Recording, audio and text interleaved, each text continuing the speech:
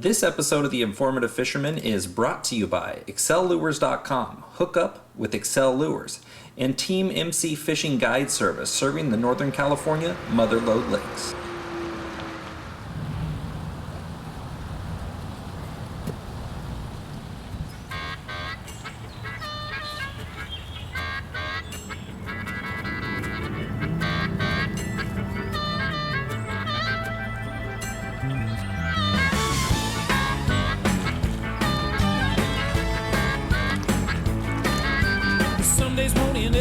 Sundays pass on by, I'll be working big old school of them right there. Damn if you do, oh, yeah, a little damn rainbow. if That's you a don't. plane. Yeah. Supposed to get a race next week, you know damn well I won't. Working for a living, working for a living. There we go. These little ultralight rods, I'm taking a step back as I swing it.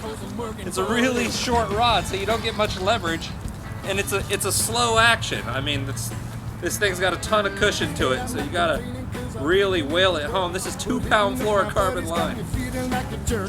Car payment, insurance, alimony, rent. I get a check on Friday, but it's already spent. Working for a living. I'm working for a living. I'm working for a living. Yeah, man, I'm working. Taking what they're giving, cause I'm working for a living.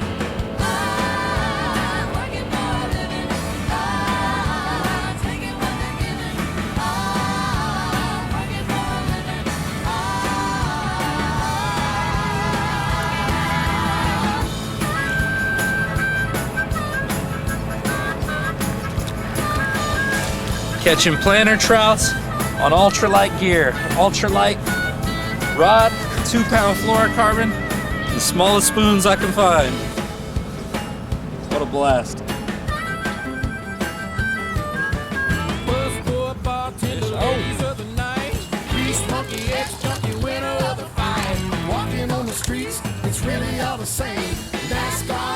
You know, a lot of the time, just a slight retrieval cadence difference, you know.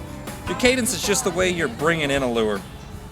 A lot of the time, if you're shaking your rod tip a lot or you're just slowly cruising it and you're catching a lot of fish one way, like let's say I'm just slow winding it and the spoon just, you know, a little wobble, and I catch a lot of fish like that, but I think, you know, there's probably still a lot more in the school. So I threw out there a little while ago and I started doing the yo-yo method. Let it sink, hop it up, and then bam, I hit another group. They stopped biting like that. I threw it out there, a lot of shaking.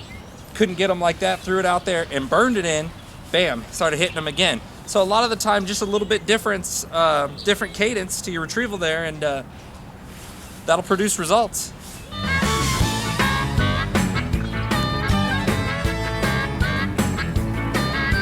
Some days won't end ever, some days pass on by. I'll be working here forever, at least until I die.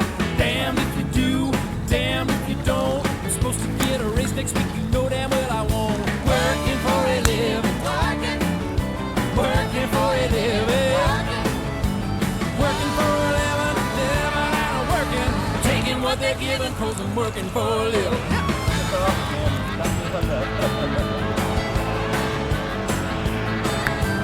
Hey, I'm not complaining cause Yeah. I need to work, but hitting up my buddies got me feeling like a jerk.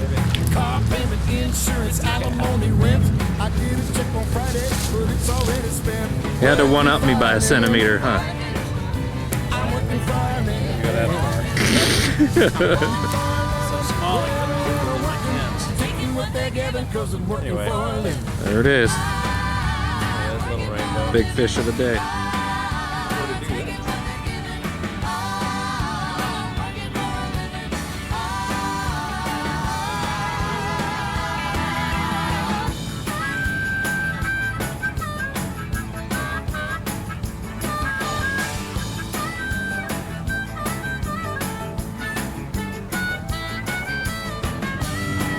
No swimming.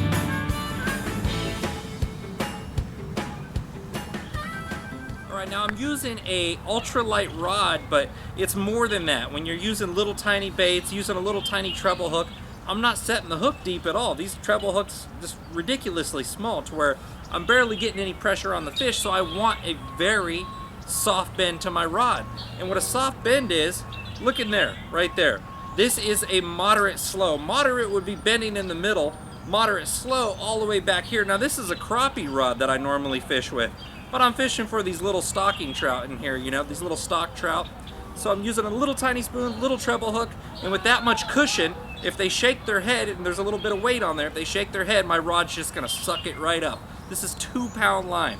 I mean, look at that. Look at the way this will handle the fish. Now the little trick and little subtleties that a lot of people don't realize is when you have a day with scattered clouds, and that sun's exposed, and as soon as the clouds cover the sun, a lot of the time that will trigger biting.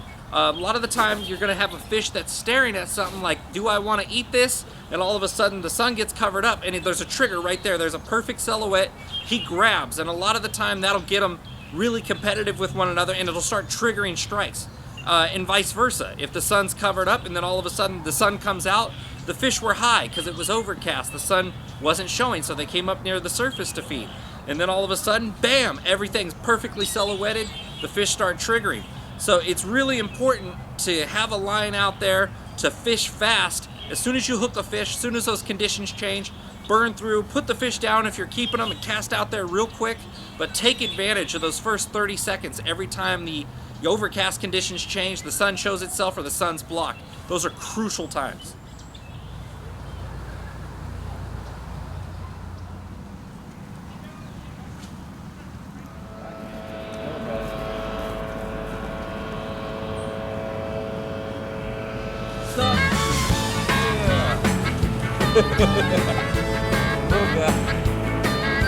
Sundays won't end ever, Sundays passing by. I'll be working here forever, Like bait at least fishing. until I die.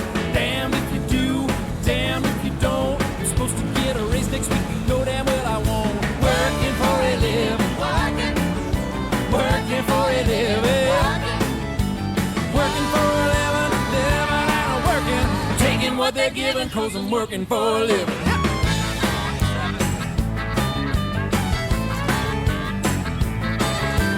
Hey, I'm not complaining 'cause I really need to work, but hitting up my buddies got me feeling. Now I know what you're thinking. I do.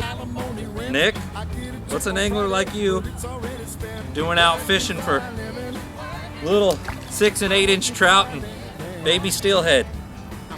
Simple fact of the matter is, day didn't play out the way I expected it to. This is close enough to home. 2-pound test, ultralight rods. Tell me you wouldn't enjoy it. That's 28 fish right there. I'm having a good time. Like to break 30. Oh, that was 29 right there. Dang it. Caught me. I do miss. I'm doing about a 2-foot yo-yo right now. These fish have been in the upper 3 to 4 foot of the water column. So I like yo-yoing it, letting it drop down about 3 foot, hopping it back up, try to get them to react to it. When the sun stays out for about 15 minutes at a time, I think that's enough time to let them get acclimated to it, and they'll start pushing down a little bit deeper at that time. So, you know, I'll try to let it get down to that 5 to 6 foot range and yo-yo it, and then, you know, change my cadence up from there to try to figure it out. But as soon as that sun gets covered back up, I'm going to be yo-yoing it in the upper 2 to 3 feet, you know, right in that range. I'm just going to try to move up and down with those fish accordingly and keep it in their face the whole time.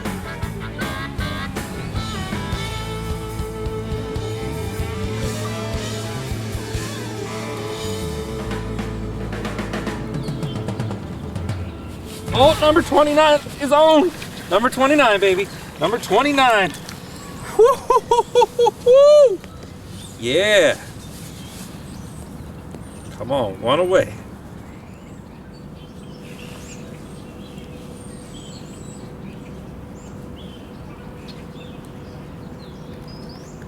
Oh. 30, 30, baby. Woo! Yeah.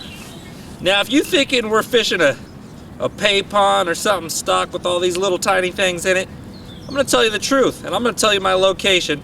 But you gotta promise me you're not gonna come beat up on all these little guys like me, right? Just try to unhook them as safe as you can and get them out here. We're fishing at Lodi Lake, right off of Turner Road. in Lodi, California.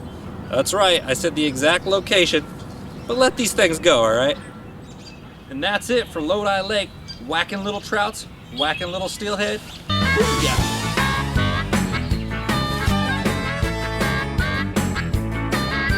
Some days won't end ever, and some days pass on by. I'll be working here forever, at least until I die.